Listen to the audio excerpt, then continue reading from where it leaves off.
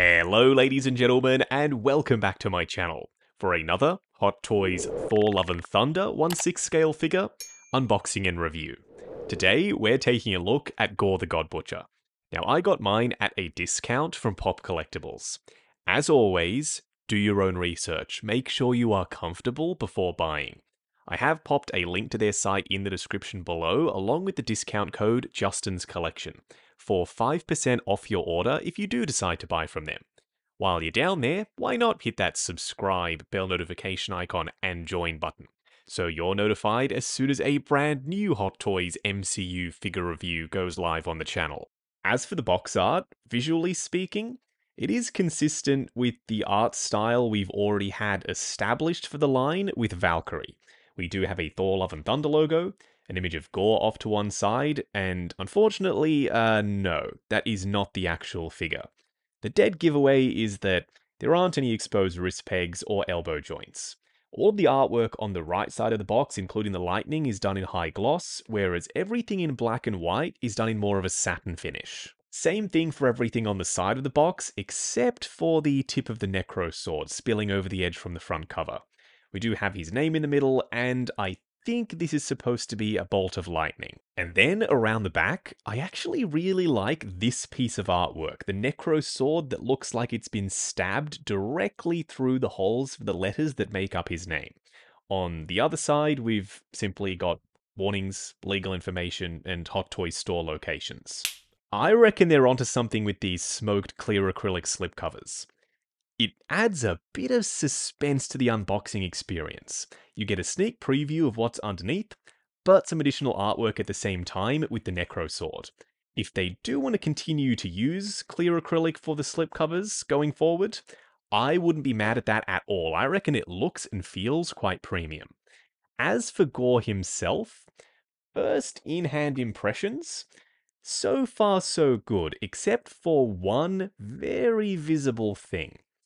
What we are going to do now, though, is get all of Gorr's accessories laid out in the light box and take a closer look at everything he comes with. Starting off with the display base first, which is done in the typical Hot Toys hexagonal style. This is one of their most practical molds in my opinion.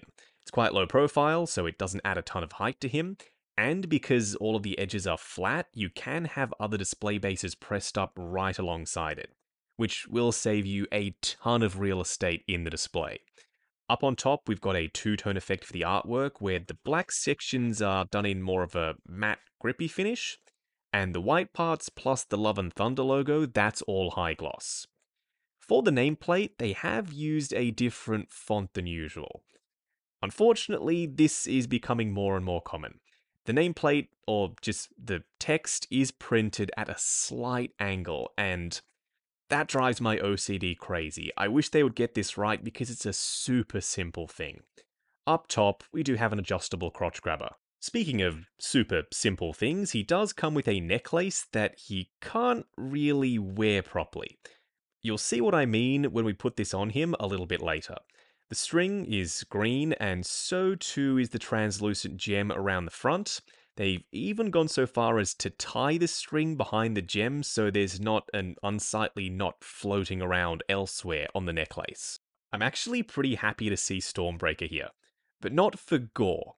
I have other plans for this thing. Cryptic, I know, we'll discuss what I mean in the pros and cons segment a little bit later. This is the exact same mold for Stormbreaker that we got with Endgame Thor, meaning it's way more accurate than the Infinity War one, and it's beautifully well detailed. We've got all of this texture for the wooden part, including the tree stump rings down below, washes in the sculpt work, and some lighter brown dry brushing. Then we get to the metallic portion. This is made of plastic rather than die cast, and the reason for that is because it's got a light up effect. They have disguised the light switch up top, making it blend into these bits of wood, and I'm totally fine with that. It's a clever way of disguising the switch that's not too in your face. When you have the LEDs turned on, it looks a little bit cloudy, and I think that's intentional to make it look like lightning is pulsating or coursing through the internal workings of the blade. Speaking of blades, we do get two versions of the Necro Sword.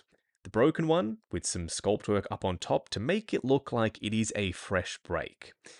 I think they did that on purpose because there's no pitting, weathering, or shading up the top there. Everywhere else, there is. We've got some airbrush shading, and it almost comes across as though this handle has been heavily used and the patina has slowly worn off, exposing or polishing the bare metal underneath, which is heavily pitted. Then we get to the full Necro Sword. It does have a bunch of gashes and chips out of the blade. This is also made of plastic, it's quite flexible by the way. So I suppose Gorr has been doing some god killing with this thing. Off screen, of course. The pommel is the same on both, and the same can be said for the crossguard. And lastly, a full array of hands, ranging from these style pose splayed out finger hands with the long nails extending past the tips of the fingers, and they're made of rubbery plastic, so no worries when it comes to breakage. Then we get two pointing gesture hands, same thing with the nails on these. There is some scarring around the back, some lighter shading at the bottom of the hand, and some darker shading for the tips of the fingers. Maybe that's to make it look like the Necro Sword is corrupting him, because the black pitting is significantly heavier on the gripping hands as compared to the rest of them. We do get some closed fists, and I want to emphasize one more time that the detail on these hands is insane. The skin texture, the scarring, the shading, I love all of it. And lastly, we get two splayed out finger hands already installed on him out of the box. Out of all of the hands, these to me look the strangest. I reckon they're slightly overscaled for the body. Anyway, what we are going to do now is get Gorr the God Butcher himself out here. Standing straight up and down in the light box, no crazy poses or accessories or anything like that. There are certain things that I really do like about this guy. Then there are others that just leave me scratching my head. So let's break it down. Proportions-wise, he's fine. The outfit is baggy enough that most of his body is hidden anyway, so he gets a tick in that department. The robes are filthy looking and they drape well, so another tick. The head sculpt is insane even from a distance, tick. And lastly, realism. This is where it all falls apart for me. We all collect for different reasons, I know this. Still, the overarching raison d'etre for Hot Toys is to make the most realistic figures possible. Bearing in mind that mission statement, I can't in good conscience say that they've achieved their goal with this release. The visible joints for me are a disgrace.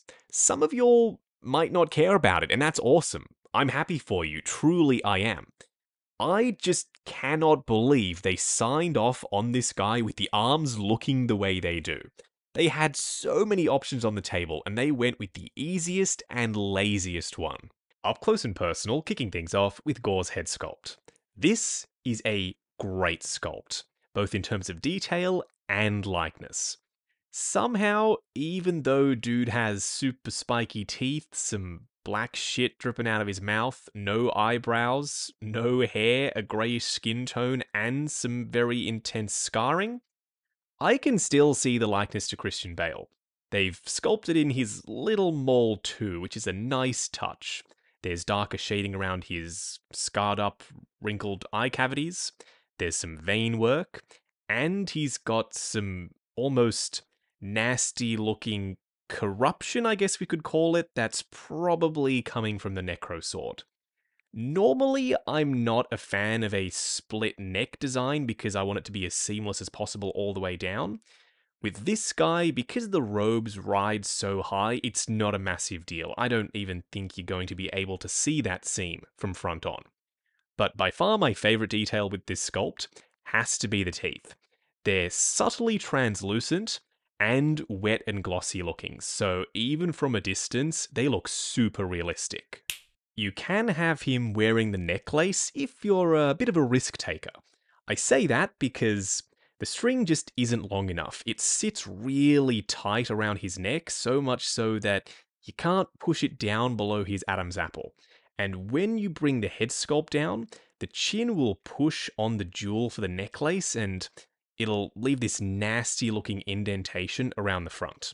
So for me personally, even though I would like to have him wearing it because it's a pop of color on an otherwise very greyish outfit, I don't want to run the risk of damaging the neck, so I'm simply going to go without it. No matter how many times Hot Toys have tried to do a wired hood, it has never worked for me. It's never been easy. It's always been a challenge. I've been fighting it, trying to get it to look good, and then eventually I give up and go without the hood. With this guy, because the material is light, it's not going to damage or stain the skin tone, so I would have liked to have been able to have him displayed with the hood on. There's only a really thin wire around the front, and the fabric is quite stiff, so it bunches up, pushes up the hood, and it will not sit where you want it to.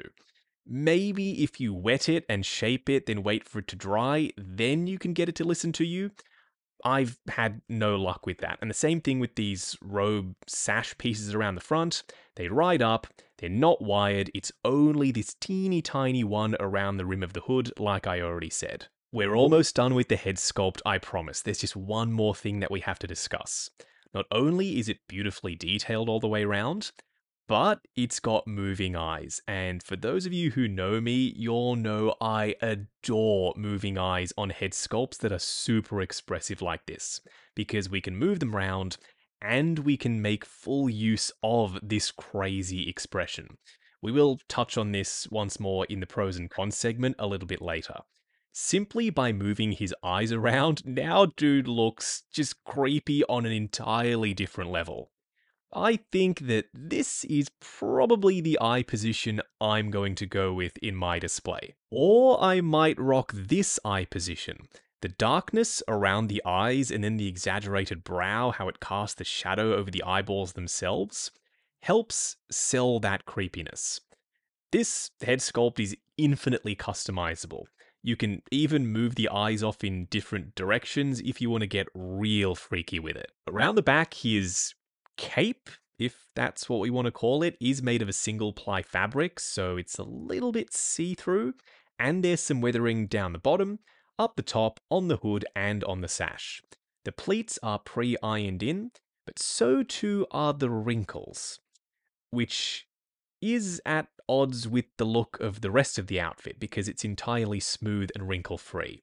So I might try and steam this just to get rid of some, but not all of the wrinkles. I know he's supposed to look messy and nasty. Still, I want the outfit to look like one cohesive thing without various parts and pieces clashing. Down below, it's tattered quite uniformly for some reason.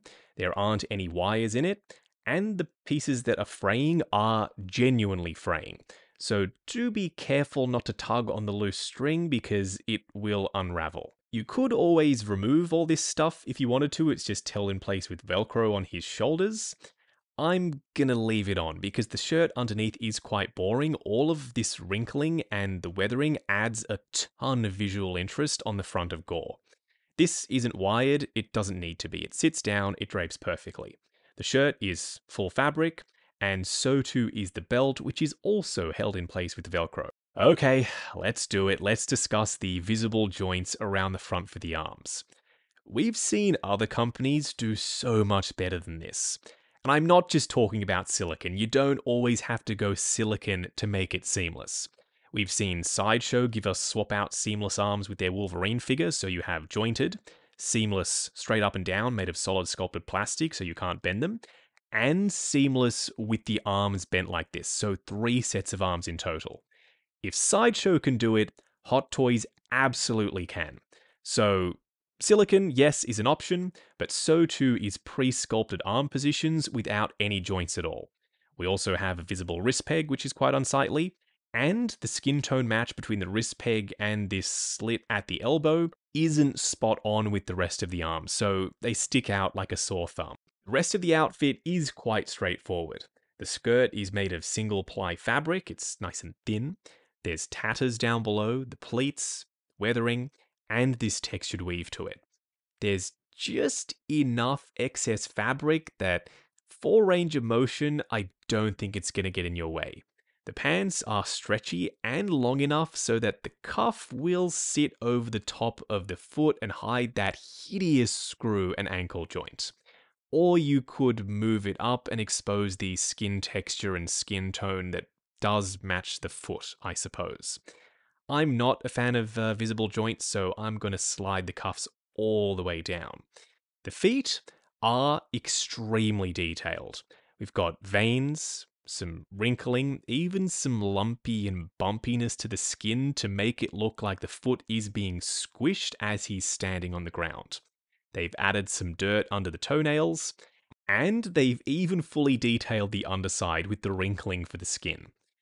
The feet are flat enough around the front and back that I think he should be relatively easy to stand.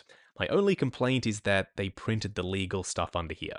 If you have him in a walking pose, that might be visible. For a quick side-by-side comparison, on the left, Gorr the God Butcher, and on the right, King Valkyrie. They're both from Thor Love and Thunder. While technically speaking they're from the same line, the styles do clash. I mean, Valkyrie's got seamless arms but no moving eyes, where Gorr has visible jointed arms but he gets the moving eyes.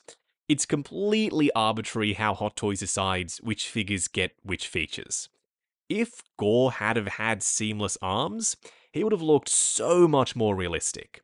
For figure photography or simply on display, people are going to point out those joints, and they're probably not going to point them out for the best reasons. You can sculpt everything immaculately and paint it beautifully.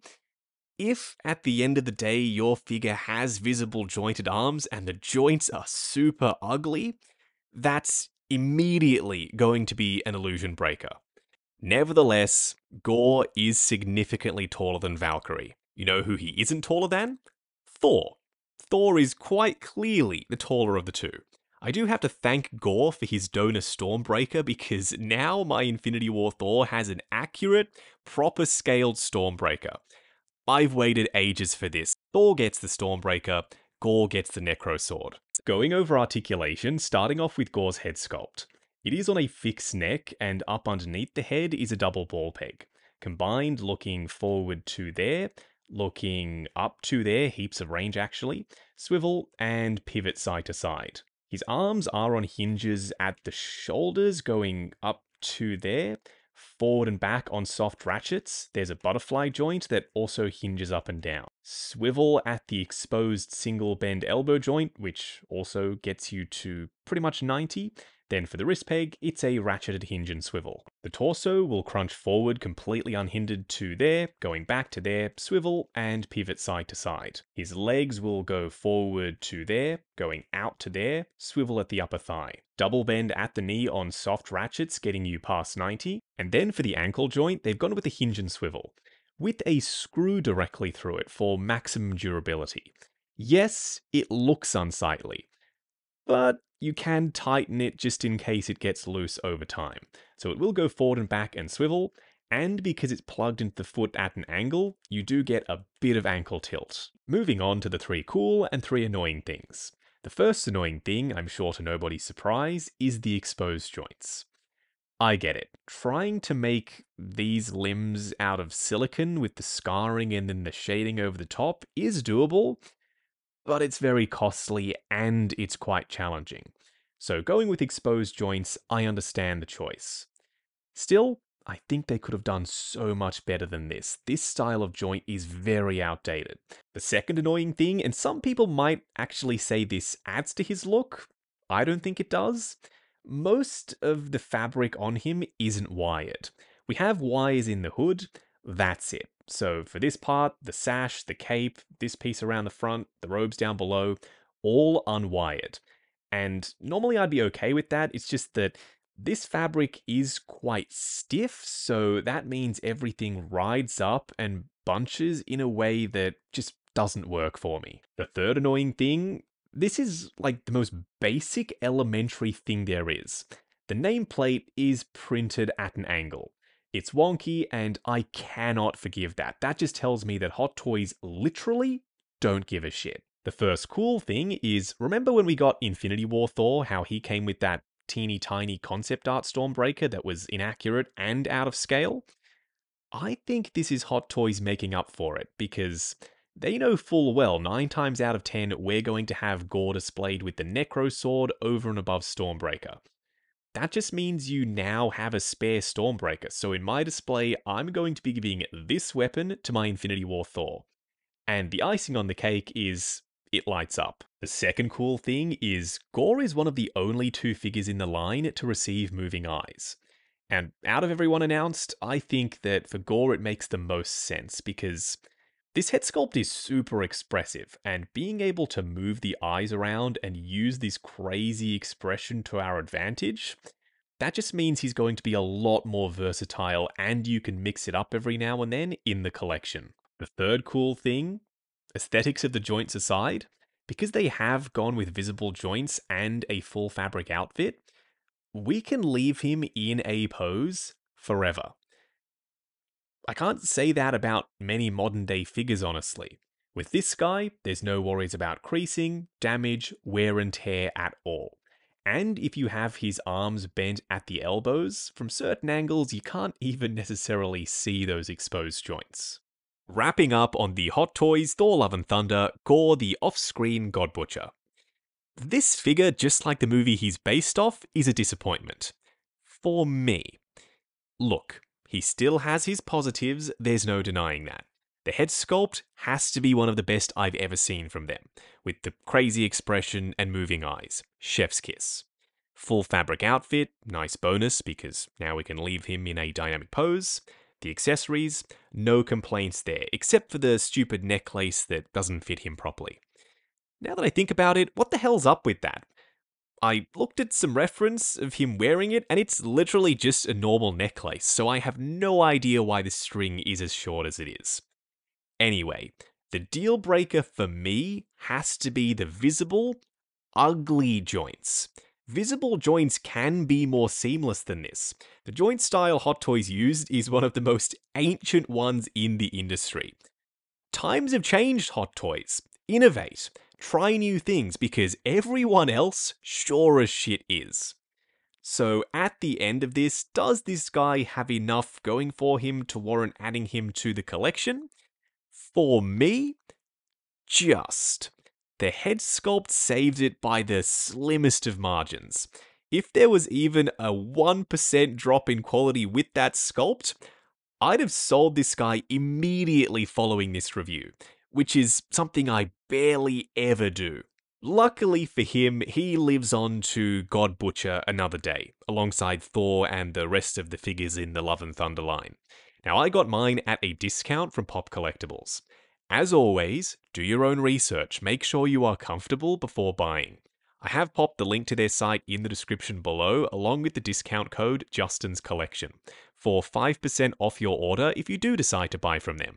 While you're down there, why not hit that subscribe, bell notification icon, and join button, if you like the sound of seeing your name in the end credits of my reviews. Like, comment, and subscribe. We'll catch you in the next video.